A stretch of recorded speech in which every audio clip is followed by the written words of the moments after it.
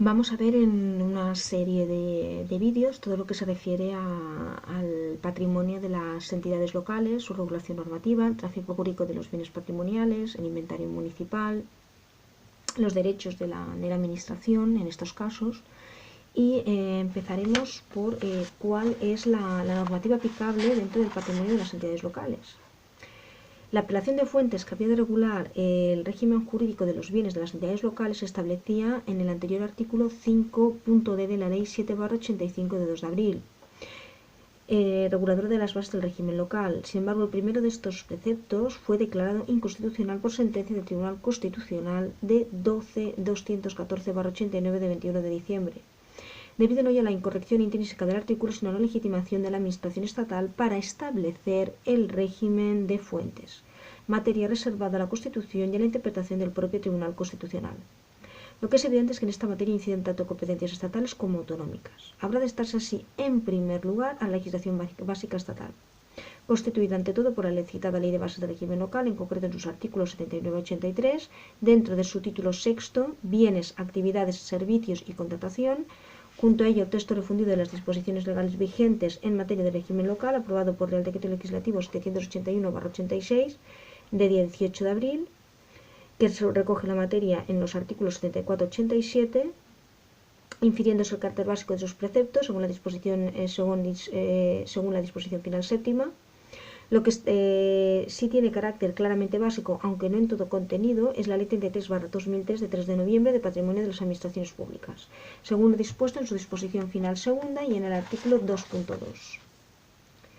Igualmente tiene carácter básico el texto refundido de la Ley de Contratos del Sector Público, aprobado por el Real Decreto Legislativo 3/2011 de 14 de noviembre, en lo que resulta aplicable a esta materia.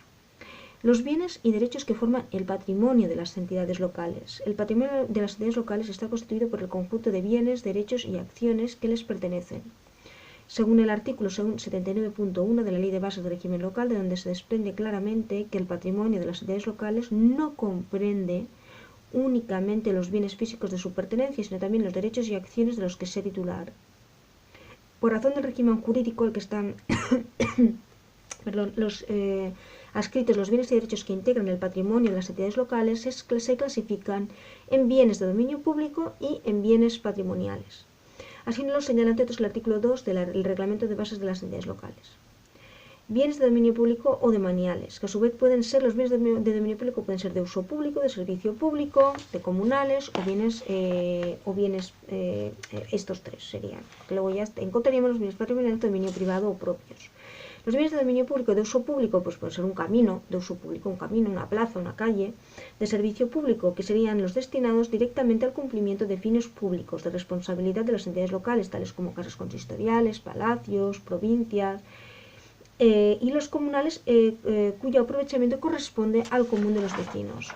Los bienes patrimoniales, hemos visto los bienes de dominio público y los bienes patrimoniales de dominio privado o propios, no afectados a ningún uso o servicio público. Tratamiento singular lo constituyen los bienes integrantes del patrimonio municipal del suelo contenido en la normativa urbanística. Artículos 38 y 39 del texto refundido de la Ley del Suelo. Centrándonos en los bienes de dominio público. ¿Cuál es su titularidad? Es evidente que las entidades locales territoriales, estricto sensu, provincia, municipio e isla, pueden ser titulares de bienes de dominio público local. El resto de las entidades locales enumeradas en el artículo 3.2 de la Ley de Bases del Régimen Local podrán ser los términos que al respecto disponga la legislación autonómica, quien le asignará las potestades que procedan de entre las que enumera el artículo 4.1 de la Ley de Bases del Régimen Local. Ahora bien, bienes comunales solamente podrán pertenecer a los municipios y entidades locales menores, según el artículo 2. La afectación, vamos a hablar de la afectación. ¿Qué es? La afectación es el acto mediante el cual un bien de un ente público se destina a un uso o servicio público, de forma que realiza su entrada en el régimen del dominio público. Existen diferentes tipos de afectación. Una afectación legal o natural es la que opera en virtud de un mandato legal o bien exigida por la naturaleza del bien. Una afectación expresa tiene lugar en virtud de un acto administrativo adoptado adoptado con las formalidades exigidas en los artículos 81 de la Ley de Bases de Régimen Local y 8 del Reglamento de Bases, según los cuales se requiere expediente en el que se acrediten la oportunidad y la legalidad de la medida, exigiéndose un trámite de información pública por periodo de un mes y la aprobación por la mayoría absoluta del número legal de los miembros de la corporación. Afectación implícita es la que se deriva de actos que conllevan un procedimiento distinto pero similar o incluso más complejo que el de la afectación expresa. Ejemplos lo constituye la adquisición de un bien a través de la técnica de la expropiación forzosa para su destino a un uso o servicio público, así como la adquisición de bienes en virtud de cesión gratuita con ocasión del desarrollo urbanístico para su destino a dotaciones públicas. Y hablamos también de la afectación presunta, es la que se produce sin la realización de procedimiento o trámite formal alguno. El actual reglamento parece en principio eliminar tal posibilidad contemplada en el anterior reglamento. Sin embargo, recoge las llamadas afectaciones fácticas o automáticas en su artículo 8.4, aprobación definitiva de planes de ordenación urbana y proyecto de obras y servicios, adscripción de bienes patrimoniales por más de 25 años a un uso o servicio público o comunal, cuando la entidad adquiera por usucapión con arreglo al derecho civil. El acto contrario a la afectación sería la desafectación. Para ello se requerirá igualmente un expediente de alteración de la calificación jurídica, que tras una información pública de un mes será aprobado por el Pleno, mediante acuerdo adoptado por mayoría absoluta del número legal de miembros. Si bien en el caso de los municipios de gran población, la doctrina mayoritaria entiende que la atribución recae en la Junta de Gobierno local. El régimen jurídico del dominio público se caracteriza por una serie de notas que le deparan una protección exorbitante respecto de lo que ofrece el derecho común para los bienes patrimoniales, con la finalidad de salvaguardar los fines de utilidad pública encomendado a los bienes demaniales locales. En este sentido, el artículo 132.2 de la Constitución establece que una ley regulará el régimen jurídico de los bienes de dominio público y de los comunales, inspirándose en los principios de inalienabilidad, imprescriptibilidad y inembargabilidad, así como su desafectación. Por su parte, los artículos 80 de la Ley de Bases del Régimen Local y 5 del Reglamento de Bases, siguiendo el mandato contenido en el artículo 132, disponen que los bienes comunales y demás bienes de dominio público son inalienables, imprescriptibles e inembargables y no están sujetos a tributo alguno. La inalienabilidad garantiza la titularidad necesaria para la Administración. Esto implica que la desafectación es requisito previo para enajenar un bien demanial, siempre y cuando su naturaleza lo permita.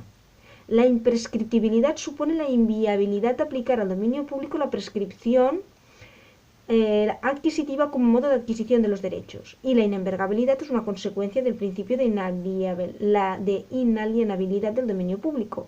Estas tres notas, que a veces nos cuesta, como veis, un poco a veces pronunciar incluso, estas tres notas no son sino una aplicación del principio general de incomercialidad del dominio público.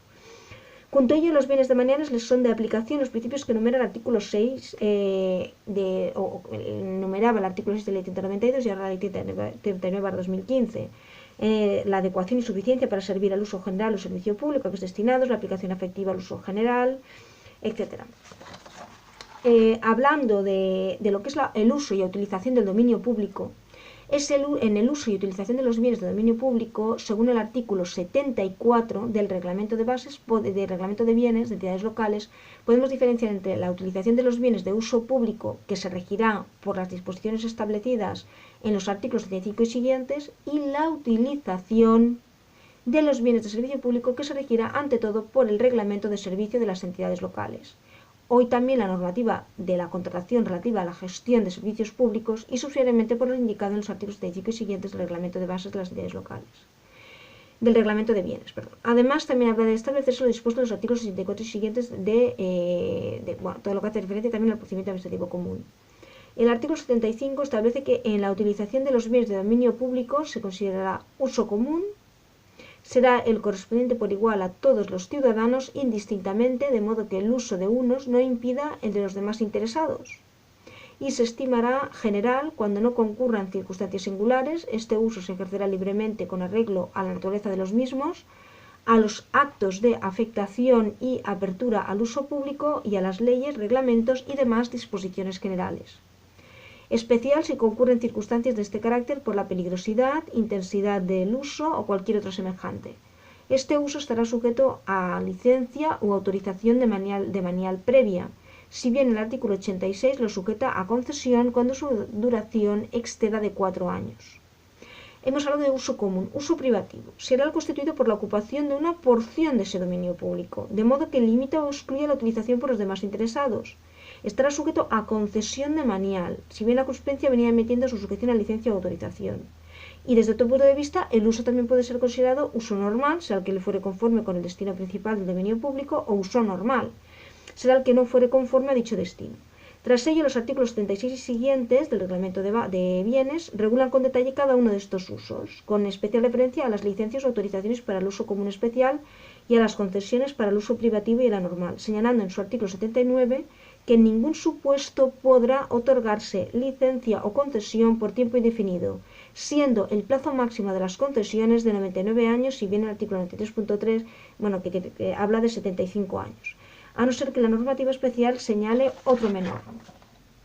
También se señala en el artículo 77 que las licencias se otorgarán directamente, salvo si por cualquier circunstancia se limitara el número de las mismas, o en cuyo caso lo serán por licitación y si no fuera posible mediante sorteo. En cuanto a las concesiones, se otorgarán mediante licitación. Esta licitación se regirá por las reglas contenidas en los artículos 80 a 90 del Reglamento de Bienes y en la normativa de contratación, previendo las primeras la posibilidad de presentar por cualquier particular una iniciativa de ocupación de dominio público, iniciativa que se concretará en una memoria que podrá ser aceptada o rechazada por la entidad local, dando lugar, en caso de aceptación, a la redacción de un proyecto al respecto y a la convocatoria de la licitación, en la cual el peticionario inicial ostentará un derecho de tanteo cuando la diferencia entre su propuesta y la elegida no sea superior a un 10%. La competencia para la adjudicación de las concesiones recae en el alcalde o presidente cuando su valor no supere el 10% de los recursos ordinarios del presupuesto, ni los 3 millones de euros. El caso contrario corresponde al Pleno, disposición adicional segunda del texto de la Ley de Contratos del Sector Público. En los municipios de gran población corresponde en todo caso a la Junta de Gobierno local. La mutación de manial, respecto de los bienes de maniales hemos de referirnos a la llamada mutación de manial, la cual se produce en aquellos casos en que un bien perteneciente al dominio público es afectado a un fin distinto del que venía sirviendo, pero continuando dentro del régimen de demanialidad. Hay mutación de manial cuando un determinado bien destinado a un fin de utilidad pública se cambia de afección, destinándose a otro fin, también de utilidad pública, manteniéndose la misma titularidad, aunque algunos autores defienden que incluso es posible el cambio de titularidad. En el ámbito local no existe una regulación expresa de esta figura. Ahora, en un vídeo posterior, el vídeo que llamaremos vídeo 2, de bienes de todos los bienes de las entidades locales, hablaremos sobre los bienes patrimoniales, porque estos sí que se pueden enajenar, y las prerrogativas y potestades de las entidades locales en relación con sus bienes, tanto uso y aprovechamiento, potestad de recuperación de oficio, potestad de deslinde, potestad de investigación. Y los bienes comunales solamente indicaremos una frase, modos vecinales de mano común no los vamos a ver, y en eso nos centraríamos, en los bienes patrimoniales.